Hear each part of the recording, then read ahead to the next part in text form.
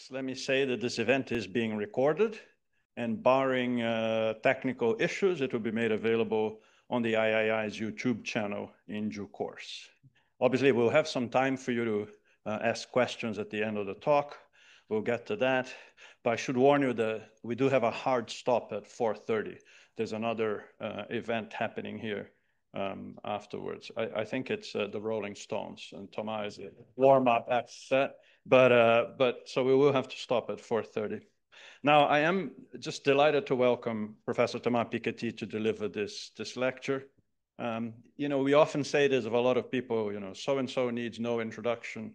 In Thomas's case, it's actually probably true that he doesn't need an introduction. But in any case, I will give him one. He's a professor of economics at the École de Haute Études en Sciences Sociales and the Paris School of Economics, as well as a co-director of the World Inequality Lab, which produces the World Inequality Database.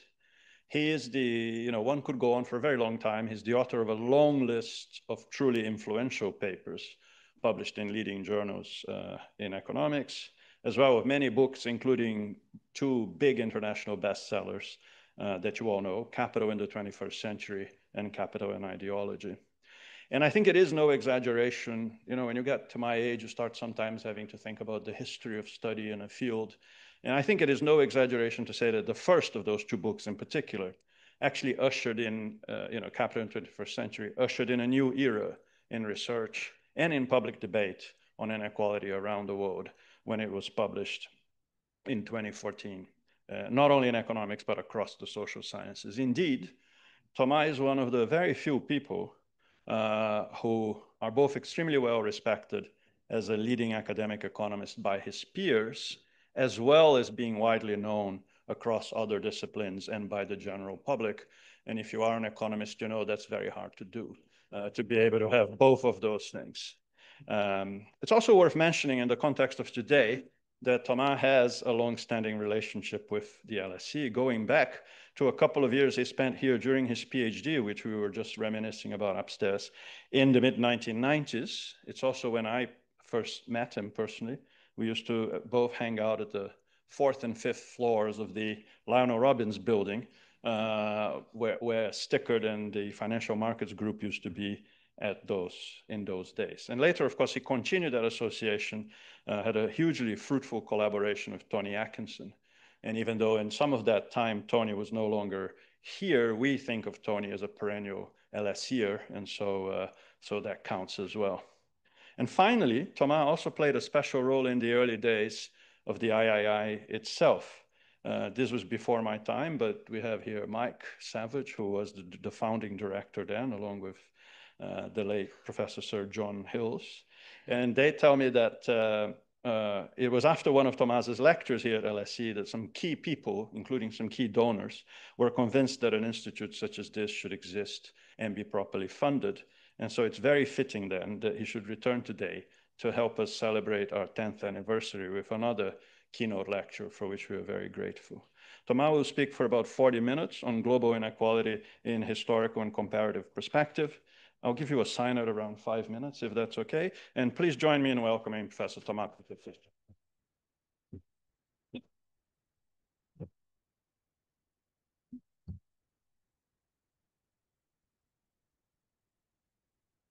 Thank you. Thanks a lot for this very warm welcome. This is always great to be back at LSE. I'm sorry that my English did not improve over the years, and it still sounds a lot like French, but I hope you can understand what I have to say. No, look, it's really a great pleasure to be here for this anniversary. The fact that we now have this International Inequality Institute at LSE is tremendously important. I was very impressed when I first visited the III, I don't know how to call it, with Mike 10 years ago, to see all these fantastic master, PhD student faculty from all departments at LSE participating, except maybe the economics department, which was not as represented maybe as it could have been. I mean, it was there, but it's fantastic also to have, from geography, urban studies, European economic history, whatever, from every field. It's a place to talk about inequality. And I think the fact that we have today a number of research centers in London, in Paris, in other European places, in Germany, in the US, studying inequality in a comparative historical perspective, multidimensional perspective with people from all fields in the social sciences working together in many cases is really something fantastic. And so I'm very glad to be there to help celebrate this today. Okay, so this is very general title. What I'm going to do, I'm going to do in this lecture, I'm going to show first a few results from the World Inequality Database, which you can go online and you will find a lot more data. I should say this is a very collective research program. There are now more than 200 World Inequality Database fellows that have contributed to the database by putting inequality series for income, for wealth, for gender inequality, for environmental inequalities for their country or for a set of countries. And, we are always trying to get new people to participate. So, if you want to participate, don't hesitate to contact us. So I will show you some, results and world map of inequality coming from this website. I will show you a few results from my brief history of equality, which I strongly recommend to you. First, because it's a very short book. So, unlike my previous books, which Chico was kind enough to mention, which, are very long books, which, sometimes people buy and put it in the shelf and don't necessarily read it till the end. And I don't blame them because, people have all sorts of things to do. And writing such long books is very demanding on readers. But, it takes time to be short. It took me many years of sort of discussing about my previous book and trying to clarify things. And I think this book to me is better than the previous books. Well, first, because it is shorter. So it's like 200 pages long, 250 pages. So you can read it over a weekend. You can really read it until the end. And also, it's sort of clearer in a way about the bigger message. And in particular, it has a more optimistic dimension, which I like. So it's called A Brief History of Equality rather than A Brief History of Inequality. And that's, of course, on purpose. And that's because the main message in the end that I'm trying to push in this book and that I will emphasize also today is that, in the long run, there is a movement toward more equality, socioeconomic equality, political equality, equality of rights in many different dimensions. It's not just economic or monetary. And, this long-run perspective, I think it's important today, especially when you have sometimes some very depressing news and political news and, geopolitical realities. I think it's important to keep some distance and try to remember that, in the big picture, in the long run, we have this movement toward equality. It's never been easy. It has come from enormous social struggles, labor movement, mobilization, sometimes, time of crisis. So it's never been easy. But in the end, this is a fight that has been won in the past, and I think which can be won in the future. So I will show you a few results from this book. I will also show you some results from a project, the Global Justice Project, which we have at the World Inequality Lab, which is a sort of a new project that, instead of just maintaining the World Inequality Database, where we look at the past and try to measure the evolution of inequality across countries over the past decade, in the Global Justice Project, we're trying to look at the future and we're trying to describe, development paths until, for the 21st century, where we can reconcile, sustainable development with explicit carbon target, climate target, biodiversity target, together with more equality. So in a way, it has a lot in common with the so-called shared socioeconomic pathways that are being studied in IPCC report, except that we have a lot more focus on inequality and social class, basically, because in IPCC report, it's very much sometimes of macro modeling at the country level. Sometimes also, some people would say very optimistic assumption about carbon capture or various technology, which we try to avoid as much as we can. And we put a lot more emphasis on the, getting a reduction of the material footprint. Also, I will talk about reduction in work hours, but also through reduction of inequality, because we believe that first inequality can be a powerful force that gets you into a rat race for always more material consumption.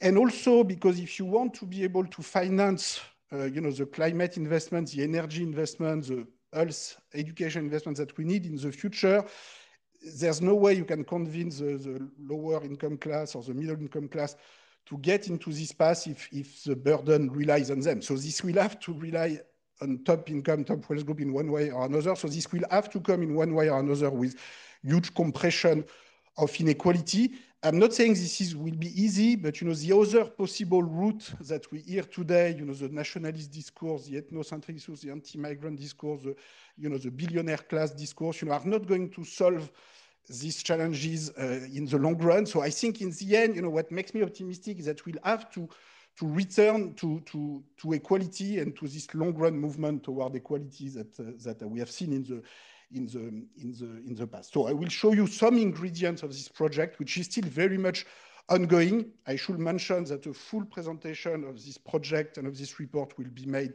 next year in June 26 at the World Inequality Conference that will take place in Paris.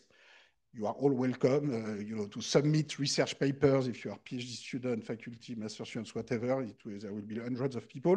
And one of the events will be the presentation of this full report. So today is just a little preview to try also to get you interested if possible. And there's a lot of more information online on the website. I will also show a few results from these two books on political cleavages and social inequalities, because of course, we also need to think about the political coalition that can get the movement toward equality to continue. So the first book is a collective book that was written with Amaury Guettin, Clara Martinez-Trenado, who is, by the way, an assistant professor at Imperial College London. And this is a book involving several dozen of co-authors, and we've built this world political cleavage and inequality database together. This is a more recent book written with Julia Cagé, which is only on France, but covers a much longer time period, and which actually was published just 3 weeks ago, I guess, in English. And we are now extending this framework to actually Germany, Britain, US, etc. So I'm happy to show you a few results. Okay, so let me start with a simple map of inequality from the World Inequality Database. So we start with a very simple indicator, which is the share of national income going to the top 10%. So just to get the orders of magnitude straight, you are 10% of the population. If you had full equality, you should have 10% of total income. If you have full inequality, you should have 100%. So in practice, it's always in between 10 and 100. And the first thing I want you to remember is that it varies enormously. So it doesn't go quite from 10 to 100, but it goes from, say, 20 to 70. So 25% will be in Nordic Europe, 70 will be in South Africa, with an obvious reason in terms of legacy of extreme inequality. So first thing, distribution matters a lot. There are lots of variation. It's not as if it's stable. It's maybe even more striking when you look at the other side of the distribution, which is the bottom 50% share. So by construction, what you don't have for the top 10 or the bottom 50 goes to the 40% in between. So again, bottom 50% share, you are 50% of the population. So if you had complete equality, you should have 50% of total income. Complete inequality, you should have 0. So it's always between 0 and 50. In practice, it goes from 5, 10 up to 25, 30, or even 35 in post-tax terms. So here it takes into account a monetary transfer. It doesn't take into account in-kind transfer. It would vary even more if we do after all tax and after in-kind transfer. But already here, so in South Africa, it's going to be 5%. In Nordic Europe, it's going to be 25, 30%. So just try to do the math a little bit. If when you have 25, you are 50% of the population. You have 25 or 30% of total income. This means that your income, of course, is less than average. After all, you are the bottom 50%, but it's not that much below average. So if you have 25, it means that your average income is half of the average income of the country in which you are. If you have only 5% of total income, it means your average income is only 1/10 of the average income of your country.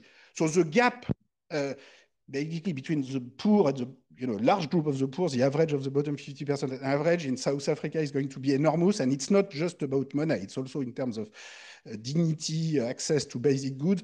So the bottom line, I want you to remember from this world map, is that there's a lot of variation in inequality.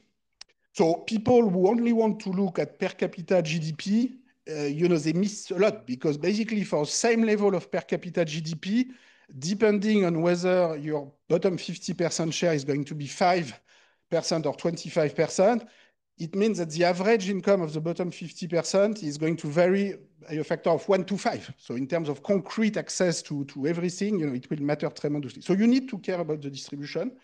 And the second thing is that rich countries, by and large, are more equal than poor countries. And the interesting thing is that it's not always been like that. As we are going to see in a minute, they have actually become more equal over time, in particular along the course of the 20th century, through the construction of the welfare state, public services, progressive taxation. And it has been very successful because this is, to a large extent, this is also, this movement toward more equality is also what allowed this country to become richer. So let's look in time perspective. So this is a graph for France that comes from my book, from my brief history of equality. But I will show you that this in a minute, that this is quite representative of many European countries. And in fact, in Nordic Europe, it's even more striking. So what you can see here is that in the case of France, so if you take the bottom 50%, it used to be 10%. So it was not quite South Africa, but it was like Latin America today in the 19th century. Now it's 20, 25, and this is not taking into account in-kind transfer, and this is before income tax. So if you do after income tax, after in-kind transfer, and I will show you data like this in a minute, in fact, the bottom 50% share will be even a little higher than the top 10% share, or very close. Now, of course, the bottom 50% group is 5 times more numerous than the top 10%. So even if you have the same share, it doesn't mean complete equality. It means that you have an income scale of 1 to 5, basically. But in the 19th century, it would have been an income scale of 1 to 20, 1 to 30, 1 to 20. So this corresponds to an enormous compression in the long run of the income scale, which I will return to in a minute. Now, if you look at wealth inequality, you also have a compression in the long run, but it's much more limited. So first, you can see that for wealth, so these are exactly the same number as before, but for wealth, the top 10% share until World War I was like 85%. Today, it's 50 to 60%. So, it has declined tremendously, but it is still incredibly high. And it does, the decline happened mostly to the benefit of what I call the patrimonial middle class in my work, this group of 40% of the population that is in between the top 10 and the bottom 50. So they are not really the middle, they are more the upper middle by construction. But these are the people whose wealth share has increased. So again, to get orders of magnitude, if you are 40% of the population and you have about 40% of wealth, it means that you have roughly the average wealth of your country. So today, the average wealth in a country like France would be 5-6 years of per capita GDP, so maybe 200,000 euros per capita. So these are people who have anywhere between 100, 200, 300, 400, 500,000 euros per capita in wealth. So these are people who are not millionaires and billionaires. From the point of view of billionaires, they look very poor, almost like zero. But in fact, it's very different from zero when you have a few hundred. Typically, you can own your home. You can start a business. You have a lot more economic security. It's much more than just money. It's also, you have more bargaining power vis-a-vis your own life. You don't need to bring a wage each month to pay for your rent. You can make different professional choices. So I would like to be in a society where the bottom 50% would also have this kind of wealth. But unfortunately, this is not what we see. So there's been some progress in terms of wealth distribution in the long run. And I think it's been, again, a big success. The emergence of a middle class in wealth after World War II came with more economic prosperity because these are more people who, in effect, were able to purchase their home, to start up a business. But, in terms of the bottom 50%, the progress has been very, very limited. So how do you make progress on the wealth front is complicated, that if you just wait for growth and, market forces to deliver the diffusion of wealth, which would be, the traditional view, we've had growth for 200 years and, we don't see much in terms of improvement of the bottom 50%. So I think we need something a bit more radical, which will be the redistribution of inheritance, which I discuss in my brief history of equality. So basically where everybody would get, so here this is the simulation of a proposal where everybody at age 25 will get 60% of average wealth, so say 100,000 euros if average per capita wealth is 200. I'm not saying this is going to happen next week, but I think if you don't do something like this, then it probably will continue with quite an extreme distribution like this for a long time. So that's about wealth. Now, for the rest of the talk, I'm going to focus not so much on wealth, but talk about income and the compression of the income scale, because I want to focus on this more optimistic dimension for the long run. And there's been definitely more progress in terms of income scales than for the wealth scale so far.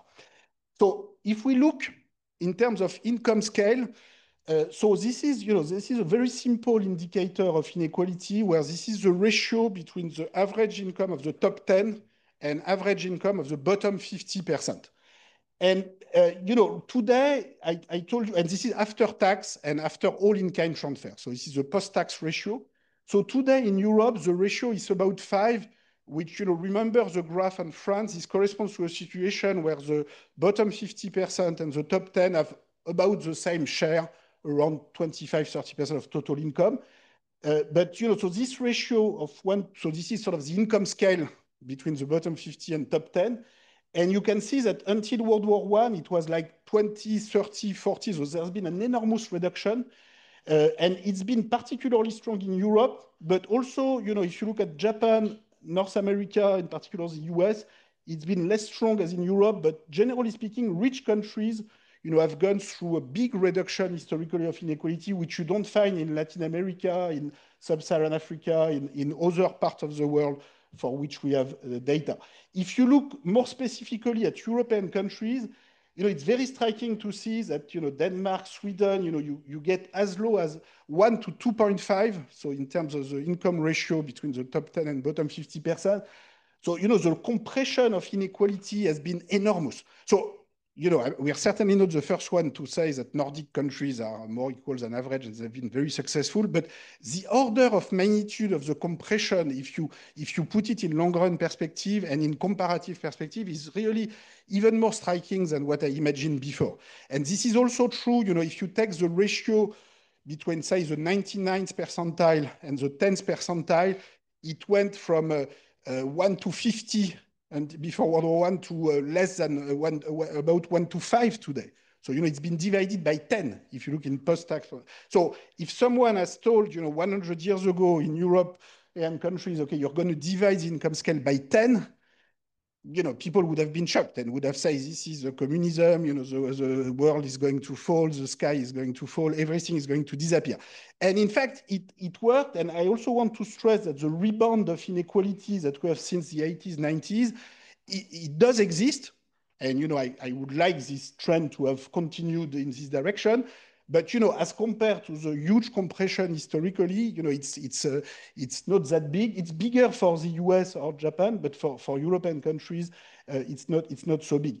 Now, what's striking is that these countries in which you've had the biggest reduction of inequality have also been extremely successful. So if you look, probably the best indicator we have. So this is another indicator, which is the reverse of the previous indicator, which is an equality indicator. So this is the ratio of the average income of the bottom 50% by the average income of the top 10. So when you have 40% in Denmark, it means that in Denmark today, on average, the bottom 50% has 40% of the average income of the top 10. So this just corresponds to the ratio of 1 to 2.5 that we had before. But this illustrates the rise of equality. Now, together with this rise of equality, you have an impressive rise of productivity.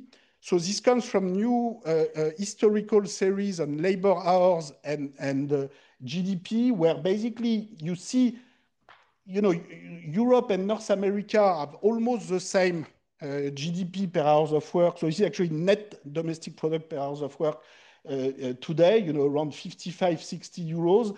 World average is 15, 16 euros. Sub-Saharan Africa is 4. And now if you break down the countries in Europe, this is what you get. So, at the top, you have countries like Denmark, Sweden. If you were to put Norway, it would be even higher. Now, you could say Norway has a lot of oil and gas, but remember, the US also have a lot of oil and gas. And if you take out the oil and gas sector in the US, they will actually fall below Europe quite substantially. Now, that's important because today, we hear a lot of stupid claims about the gap between Europe and the US, which completely forget to take purchasing power parity. So here, this is using the latest 2023 international comparison program run by World Bank, IMF, Eurostat to compare the price level between countries. If you take the market exchange rate, then, right now, the prices in the US relative to the exchange rate and relative to the Eurozone are 40% higher. So if you don't take into account the purchasing power parity correction, but, it's as if you were comparing the evolution of wages without taking into account inflation. It makes no sense. And people on the ground, particularly in the US, they actually care quite a lot politically about inflation. So you'd better take into account the price level. And the other things in this comparison is that you forget to divide by the number of hours of work, which is quite important because, if you work 60 hours per week, of course, it's easier to have higher income. But if you do it right, in fact, these countries in Europe in general, and particularly in Nordic Europe, but that's also apply to a large extent to Germany, France, or Britain, have actually higher or equal productivity as the US. And so this is clearly signs that, this enormous reduction of inequality that has taken place in the long run did not hurt growth, especially if it came with massive investment in education, health, public services, and all sorts of institutions that favor development. So now, if we start from this historical basis and think about the future, of course, the difficulty is going to be that at the world level, so you will have more information on the Global Justice Project online. There's a description here about what we're trying to achieve. We have put online already a number of research papers, which you are very, most welcome to read, criticize, send us comments. This is really an ongoing project. Just if we look at the future, so one first scenario will be what we call business as usual scenario, where basically you take the situation today where you have enormous inequality in productivity. So, sub-Saharan Africa has 4 euros per hour in PPP productivity. I mean, this can be explained by the fact that you have a very, very little investment in infrastructure, in physical capital, but even more so in human capital. In human capital, the current spending per children in education in sub-Saharan Africa is 200 euros PPP per year, which is about 40 times smaller than in Europe, North America, where it's going to be 8,000 euros. That's in PPP. If you take MER, it would be twice or 3 times as big. But in PPP terms, you have a gap of 1 to 40 between the resources, at least as we measure them in PPP, that you put into children in sub-Saharan Africa, than what you put in the north. The fact that you have a productivity gap from 4 euro to 60 euros, in a way, it could be even bigger, given the difference in investment in education, health, infrastructure, there's nothing really mysterious about this, the perpetuation of such a big gap. Now, if in the business as usual scenario, we assume that it just continues like this. So what do? We just take the average growth rate of productivity of the past 35 years, 1990, 2025, and we project it to the future. Well, except for, when China starts to converge with the West, we decline a little bit the growth rate, but basically that's what we do. If you do that, by 2100, you have enormous persistent inequality, 8 euros per hour in sub-Saharan Africa, 150 in Europe and North America. And, this is a situation where the population of Africa, according to UN projection, has gone from 1.3 billion today to 3.3 billion. So you have 2 extra billion people. The population of Europe has fallen below 500 million.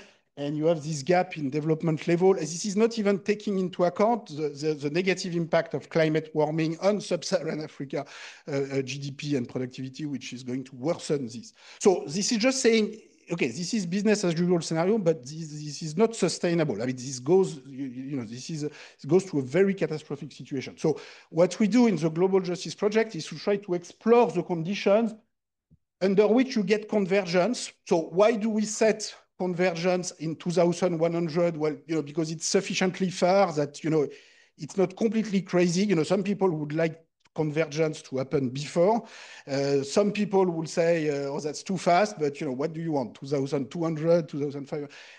Anyway, we take this as a target and we're asking to ourselves, what does it take in terms of education investment, health investment, infrastructure investment, but also what does it take in terms of content of growth? Because of course, if we keep having the same material footprint that we have today in the US or even in Europe for everybody else in the planet, probably that's not going to work too well. So this 100 euros per hour, the first key question is going to be, what do you produce with this? And what kind of structural transformation do you have in terms of production sector? So we are trying to do this kind of simulation. And to summarize, we try to think of a world where in the future, we have a lot more immaterial services than today, in particular education, health. I mean, these sectors have less material intensities than manufacturing, construction, energy, but they are not completely immaterial. They do have a lot of material consumption. So you also have to work with the input-output table, try to see how you can reduce the material content of these services. But, the first thing is to have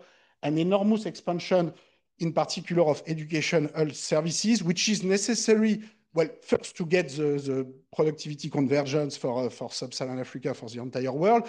It's also necessary because it's a source of welfare in itself to have access to education and health. And also it has the material footprint is less than in manufacturing.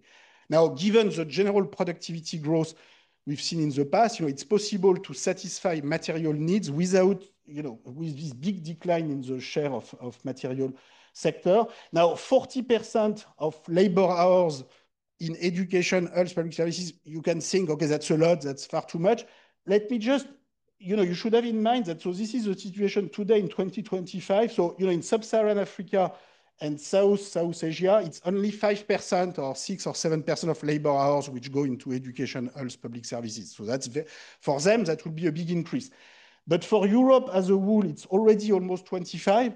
For North America, in particular the US, it's actually already 30%, a lot of private education and private health, which maybe could be more efficient with the public education, public health, especially for health.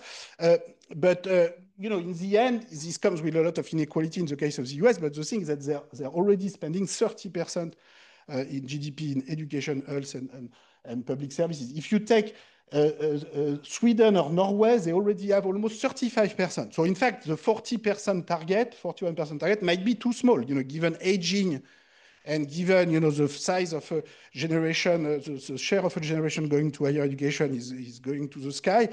It could be, probably my best guess would be that it should be 45, 50% or more by 2100. So, if anything, we are more on the lower side. But here the difference is that we're trying to finance for this for everybody, which requires big global redistribution. This comes with a change in the monetary system and trade system also in our proposal. So this is a major change.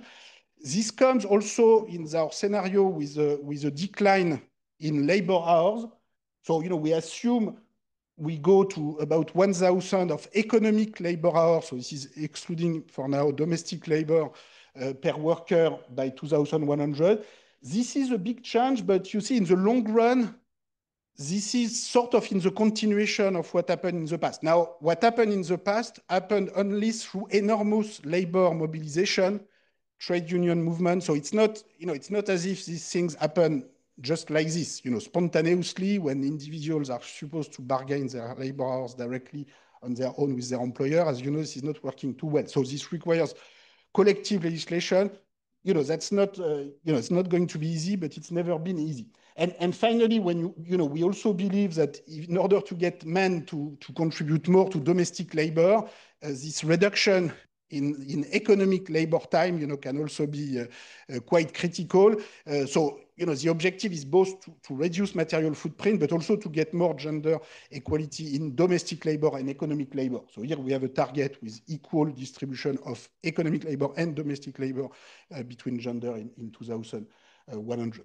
Now, this is all fine, but so how do we get political coalitions to move in this kind of direction? And, I don't have the answer. I have 5 minutes to try to give the answer, and let me make clear that you're not going to get an answer to that. Let me simply say two things. First, we obviously need international coalition. And, it's complicated with Trump, you will tell me. But, at the same time, I think Trump is showing how much, people need to rethink about possible coalition, sometimes without the US, sometimes maybe with the US, with another government. But, you have to rethink the possible international coalition to get things moving. And the fact that at the G20 summit last year, Brazil was proposing to introduce a minimum global wealth tax, I think was very interesting because it shows that when I was writing 10 years ago that we should have a global wealth tax, everybody was laughing. And, the fact that actually 10 years later it's discussed at the G20 and it comes from Brazil, from the global south, I think is very interesting because it shows that in the future, I think the demand for environmental justice, social justice will become, tremendous coming from the south. And, European countries individually, collectively will have to respond to this, to build coalition. So first thing is international coalition. Now, if we want to get things moving, we also need our domestic political coalitions to work. And so let me conclude. I'm going to summarize each of these books with one figure each, or two figures for the first one and one figure for the last one.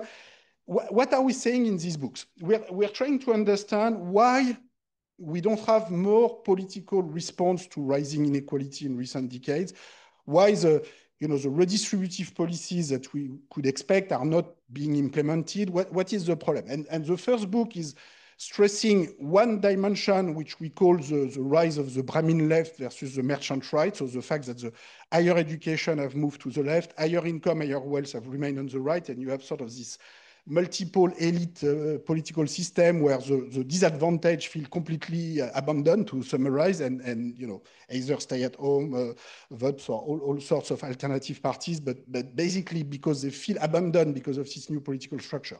And in the other book, we stress another explanation, which is completely complementary to the first one, which is the rise of territorial division. So let me just show you very simply. So the Brahmin left story, so you will find it online if you go to the World Political Cleavage and Inequality database.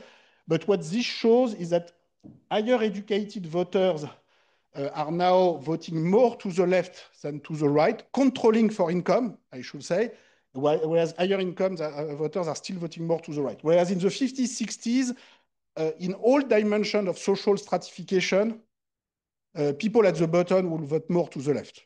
So whether you have low income, low education, low wealth, anything, you will vote more, say, Labour in Britain.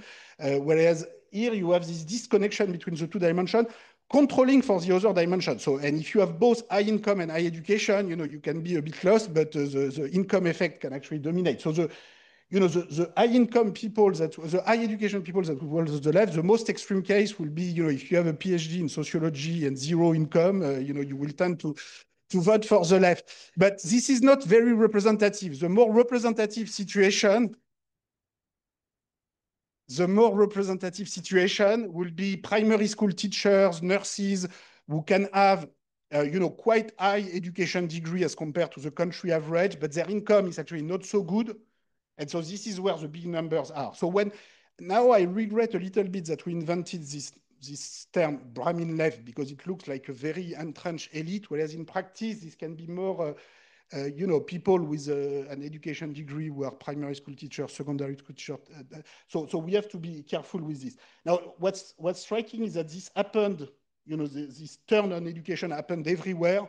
So here I show you US, France, Britain. Britain was lagging behind France and US, which means that the British Labour Party had sort of more working class roots historically than either the US Democratic Party, which you will not be surprised, but also the French Socialist and Communist Party, which is maybe more interesting. So anyway, we have this comparison across countries. Now, what's missing in this analysis of the Brahmin left and the merchant right, I think, is the territorial dimension. And this is what we stress in our book on France with Julia Cagé, which is this territorial division. So, we are accustomed to think that, urban voters historically vote more to the left than rural voters. And yes, that's true. You can see here we take the ratio between the vote for the left in the top 50% urban versus the bottom 50% urban, and it's always above 1. So we have all French legislative elections since 1848. So we've digitized with Julia Cagé all the electoral results at the level of the 36,000 municipalities in France, so very granular data. We know the size of the conurbation to which the municipality belongs, and we classify municipality, whether you have in the largest conurbation, smaller conurbation. So it's always above 1. But for a long time period, after World War II, the territorial divide was not so strong.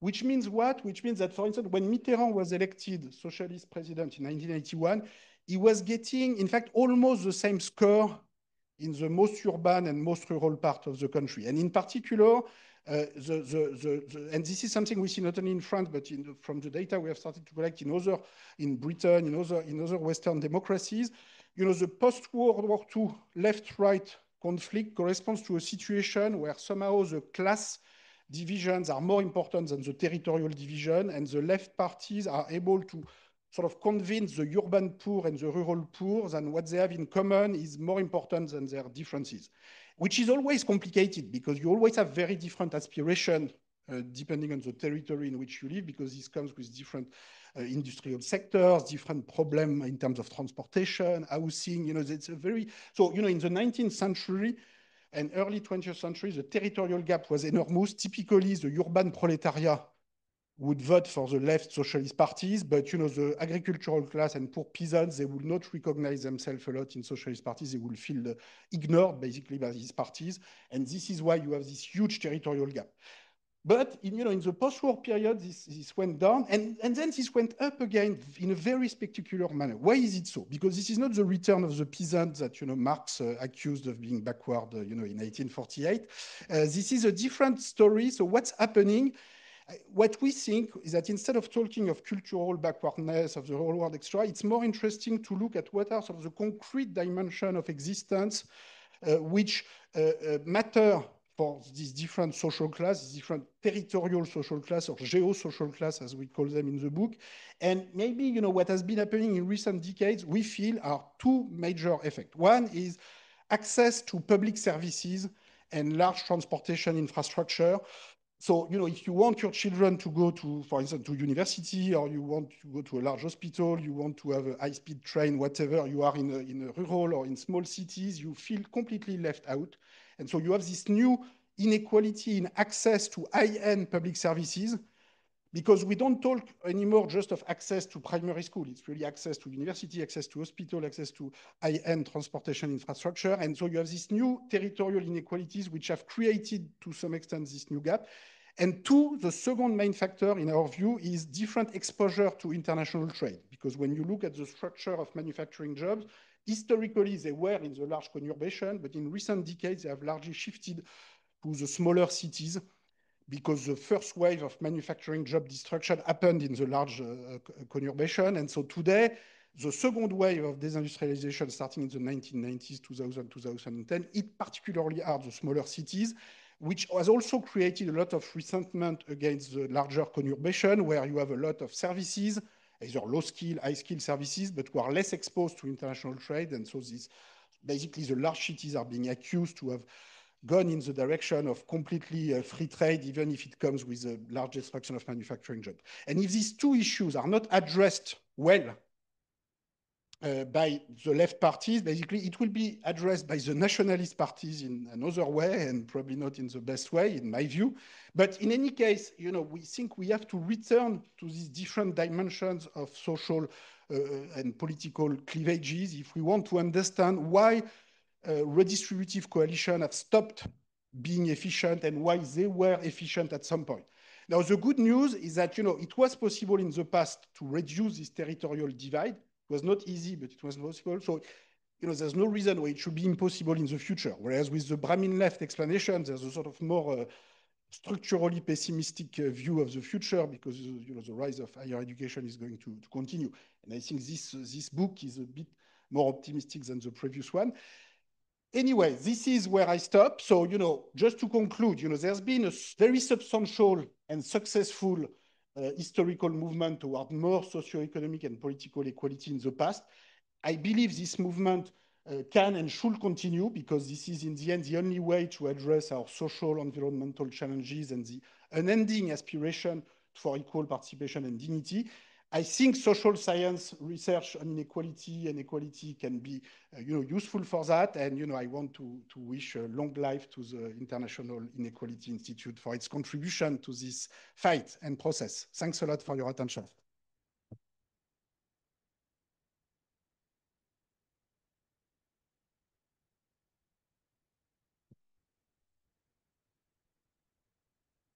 Thank you. Thank you so much, Thomas, for a really inspiring talk, drawing on a remarkable wealth of data. So now we have some time for questions. Is it okay if I take 3 questions at a time? Yeah, sure. All right. So let's start one there. There. No? Yep. Hi, thank you so much. I'm an alum of LSE, and I want to know about AI and whether you think it will be the great equalizer in inequality. So I'm going to ask the 2 ladies. I'm going to point to the next person. Just give them the microphone, okay? Don't. We'll go easier that way. Go ahead. Thomas, thank you for an inspiring talk in these dark times. Could you say something about the role of high-tech sectors in generating wealth inequality versus productivity? My reading of the literature of claiming that Europe is less productive tends to focus on the size of startups, the successful technical firms, et cetera. The work you're doing on productivity is essential in addressing that, but I was hoping you could elaborate the specific issue of the tech sectors.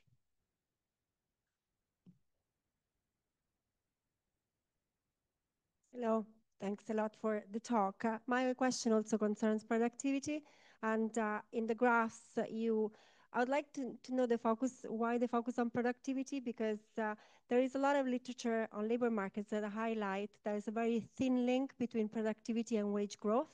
So how are we comparing this? So why didn't you go for wage gaps and how to close wage gaps? Because we're making big assumptions if we focus on productivity, on the fact that there'll be a translation of productivity growth onto wage growth, which just doesn't happen in contexts where there's weak unionization. Thank you. Should take those 3.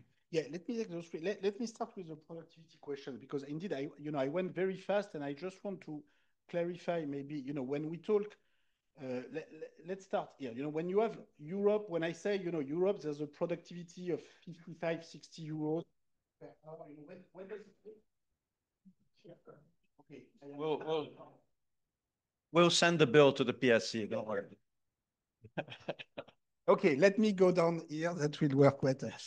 So what this is saying is simply, for every hour of work in Britain, GDP, as recorded by national account, is going to be 60 euros. So now that doesn't mean that every worker, of course, is getting 60 euros for every hour of work. Well, first, because there's inequality of wages, and there's a labor share and a profit share. And so indeed, the wages can be lagging behind if the profit share is rising. Then you have wage inequality. So some people are going to get 10 or 20 euros. Some people are going to get 200 euros per hour. But the reason why it's still useful to look at this average is that in the end, I mean, this is what you can share at this stage. This is what you have. You can redistribute income as much as you want. For now, this is the production that we have. Now, with these very different sectors, and this is why you need to look at the structure of the sectors and how this is changing over time, because there's a little bit with GDP, this illusion of a universal money metric to compare everything, and we spend a lot of time looking at the different sectors. But I think it's still useful to start from this perspective, because then you can ask the question about the labor share, the profit share, the wages lagging behind productivity. the inequality and the catch up between countries and comparison between countries. So I think it's a useful starting point for the discussion, but that's of course not the end point. We need to bring the wage. We need to bring everything. I still think, again, this is a better starting point than the GDP per capita measures that you usually hear to compare countries, because in the end, in terms of welfare, again, if you have very high GDP per capita because you work 60 hours a week, that's not so useful. And historically, the reduction in labor hours has been a very important process, and a very important process, also in the general rise of well-being and rise of life expectancy, and people having vacations, spending more time with their families, their friends. So it's an incredibly important process which tends to be neglected by economists in particular, and at least dividing GDP by total hours of work is the first way to try to correct for that, and I think that's important in this sense. Now, there were two questions, one on AI, artificial intelligence, and the other one on high-tech sector. So will AI be a great equalizer? For now, this is not the road this is taking. That's, as usual with technological change, it all depends on how you govern technical change, who owns the technology, and who decides. For now, it looks as if, countries are competing with one another and are following the US lead in many ways to sort of let private interest put their property rights on things which just should not belong to them, should belong to all of us. So typically, the artificial intelligence algorithm, as we all know, are using knowledge that was produced by all of us here, or by journalists or by artists, a lot of public money, private money, whatever, and they don't even need to say clearly what they use, and they they put their property right on the answer that is in effect generated by using all this material. So this is, to me, this is the caricature of sort of creating a new domain for private wealth accumulation, when you don't know what more in which area you should accumulate private titles, private property titles. So you just create a new area. This could be run very differently. Of course, and there are proposals on the tables, but I think it's very important, again, that there are coalitions, organization in universities, but also, in the trade union movement, political parties, all sort of civic organization, to put on the table, concrete legislation platform that can, be, serious competitor to the deregulation voices, which are going to be extremely strong in the future. High-tech sectors, very quickly, of course, they play a very important role for rise of wealth inequality. But, remember, there are many other sectors which are also important for rising wealth equality, the luxury sector in my country, the finance sector, I think it's a more structural question of what you accumulate, and yes, there are I think there are common factors to all of these sectors, which, in my view, should be addressed together rather than sector by sector. Thank you very much, Thomas. Now, unfortunately, we do not have time for more questions. I'm really sorry. The Rolling Stones are coming, as you know. But before I thank Thomas, let me just make two quick announcements. One is for people at the conference, there's now the poster session and some drinks and stuff, and you have it in your program where it is, so please head out there in a moment. The second announcement is that let's please stay sitting. There's an arrangement, I've been told. Somebody's going to come and whisk Thomas away, and then we can get up and leave, okay? So if you brought your book for him to sign, I'm really sorry. This is not me. These are instructions that I've received. So Thomas will have to go because of constraints that we have. So first now, let me thank all of you for coming, you who are here and those who've joined online. But in particular, please join me in thanking Professor Thomas Piketty for this.